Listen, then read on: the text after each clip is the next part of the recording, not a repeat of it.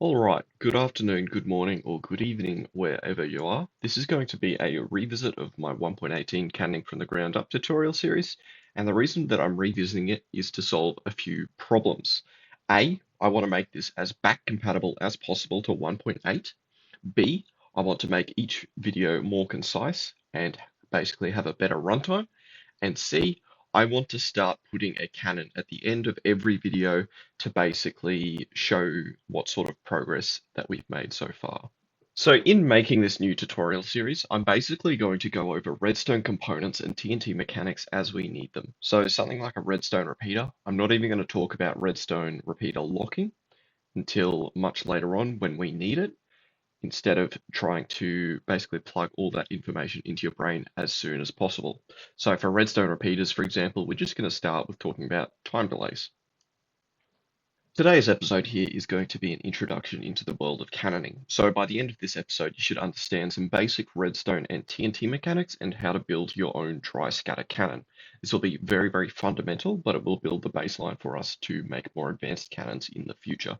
So before we even start building our cannons, we need to get our plot set up correctly. Now, for those who are cannoning in 1.8, the TNT mechanics there are basically used as a baseline, so you will not need to change anything. However, for 1.18, there's a few plot settings that you need to change. The first one being /parity. You want that to be enabled. TNT flow, you want to be disabled, and TNT spread. TNT spread, we want to be set to none. Version, just set the version to whatever server you're playing on. Version doesn't really matter too much. Before we get started with our redstone and our TNT cannons, we need to set a baseline, and that baseline will be time. So we're going to start off with seconds. Seconds are pretty self-explanatory for those who have a primary school education, but it is what we will be basing all our other cannon timings on.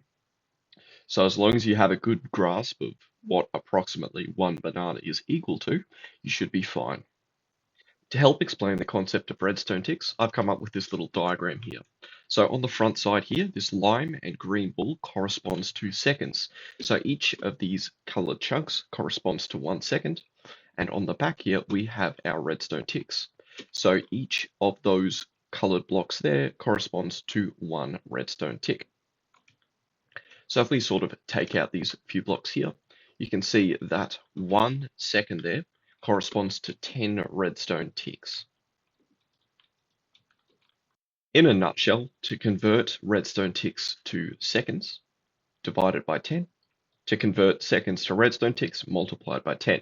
So say we have 12 redstone ticks and we want to convert it to seconds, we divide it by 10, we get 1.2 seconds. We have 3.6 seconds, we want to get it to redstone ticks, multiplied by 10, we now have 36 redstone ticks. The first redstone component that we are going to talk about for this episode is our redstone dust. Now, redstone dust is going to be the fundamental wiring for basically all cannons from this point onwards, so it's important that we get a good grasp of the basics of it. So starting off here, I have a bunch of redstone dust laid out on the ground with various intersections. Now, when you provide a power source to this redstone dust, the redstone signal will start at a strength of 15 and decrease by 1 every time it goes across a block. So when it gets to 0 here, you can see this redstone dust is no longer powered and it cannot power this lamp. In order to power these lamps, your redstone dust needs to be within that 15 block range of the power source, and it needs to be pointing into this lamp. See that one there? That's lit. However, this lamp here is not lit because the redstone is not powering it. This lamp here is lit. This lamp here is not lit because the pulse length runs out just there. Additionally, when we place redstone on top of blocks, those blocks get powered. So this is going to be an important thing to note when we build our first cannon here. We can use the redstone dust on top of blocks to provide power to them. All right, now that we've talked about redstone dust, we can talk about redstone repeaters. Now, redstone repeaters essentially act as a variable time delay diode for those who are familiar with basic electronics in real life. For those who aren't, I can do a quick demonstration here. So the diode part of it means that when we send a signal in one side, we cannot send it back through the other. So if I flick this lever here, you can see the redstone gets powered through the repeater and into this redstone line here.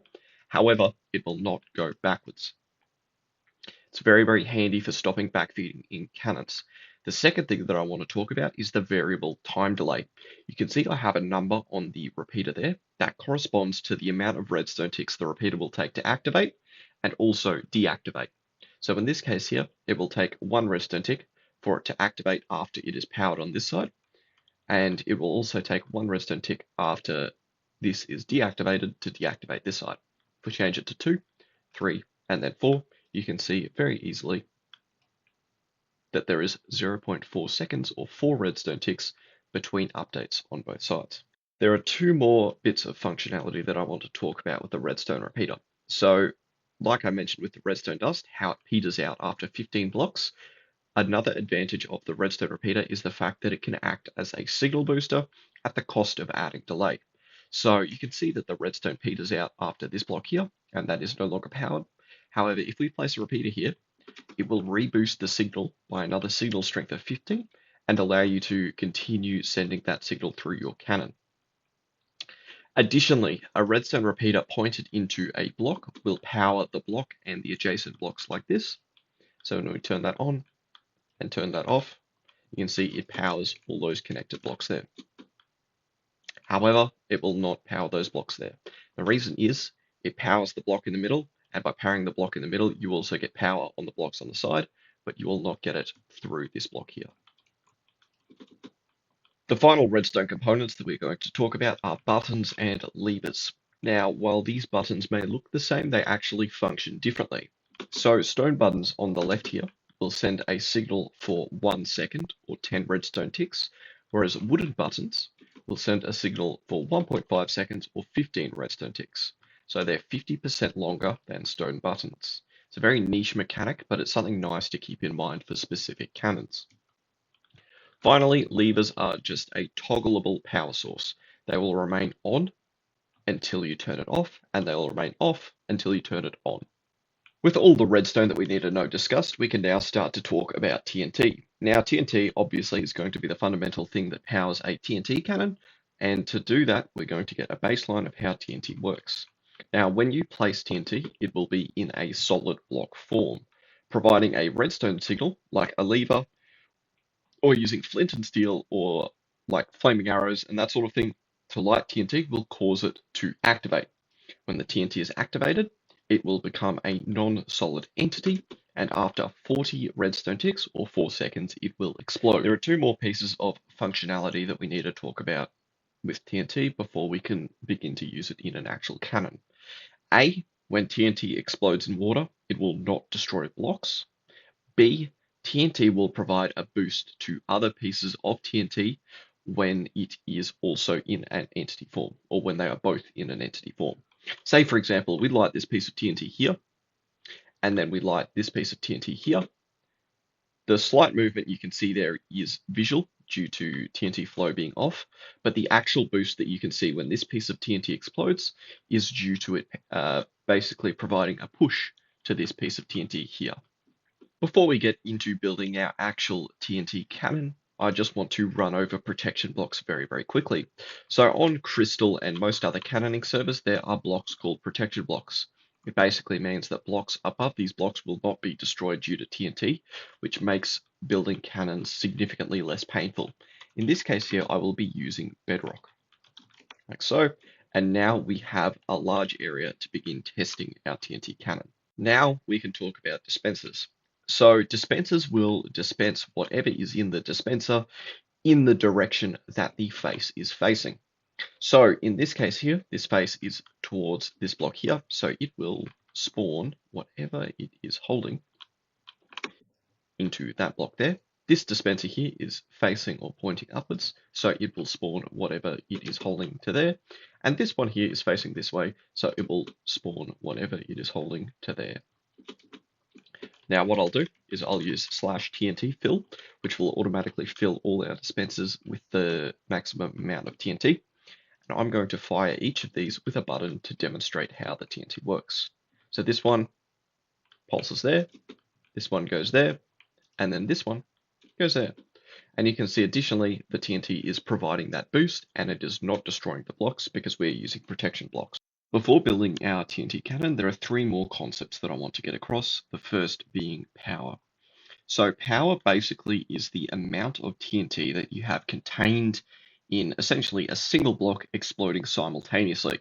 So if we have one TNT in this block and our projectile here, this explodes, then this explodes, it's going to launch at a small distance. However, if we put more TNT in this block here, say 6 TNT instead of 1, it's going to be launching this approximately 6 times the distance that way. So adding more power is a good way to add more range to your TNT cannon. The second concept that I'm going to talk about here is angle. As a very rough approximation, the angle between your power and your projectile will be the approximate path that the projectile takes. So if we have our power here and our projectile here, and there is like a 45-degree angle between the two, this will take an approximate parabolic arc. However, if our projectile is down the bottom here, it will be shot along the ground, and if our projectile is above our power here, it will be shot directly up. The final concept that we're going to talk about here is exposure. So simply put, exposure is the amount of obstructions in between your power and your projectile. So say if we have a solid block positioned here between our pieces of TNT, there will be no exposure from our power to our projectile, and therefore we will get no range. Like so. However, if we put something like a ladder here, and then we light our power and our projectile, we will get much better exposure, and we will get a slight push from that power exerted on the projectile. Now that we have the fundamentals of the redstone and TNT out of the way, we can start to build our own cannon. What I have here is an example setup of what we are going to try and achieve. This cannon is split into three parts. You have this TNT here, called the booster. This is going to be pushing all your power forwards to here, and then our projectile here is what's going to be shot at the wall. So obviously we're going to want our booster going off first, then we're going to want our power to activate after, so that the booster has sufficient time to compact all the power into this block, and then we finally want our projectile to go off last, so that we can shoot it against the wall. Now what I'm going to do here is pause the video for 3 seconds, and then I'm going to show you an example setup using dispensers as a hint. Alright, now this is the setup to give you a bit of a hint as to what to do with the rest of the cannon. Like I iterated in that first section, we want this piece of TNT to go off first, so we want to power this first, and then we want to power this set of dispensers here, which is also called our power, second, and then we want to power this projectile last. So obviously we can add delay using repeaters, and I'm going to leave it up to you how to add delay to the areas of the cannon that we need to. Again, I'm going to pause the video for 3 seconds, and then I'm going to show you how I've completed it. And now I'm ready to show you the completed version of the cannon. So here it is. Again, very, very simple cannon. We're using a bit of water in the middle to stop the cannon from blowing itself up. We're using this set of dispensers here to provide a boost to the rest of our power to push our power forwards into this block here. And then we are dispensing our projectile here with good exposure using this ladder in order to hit this wall here. Now I can show you it firing.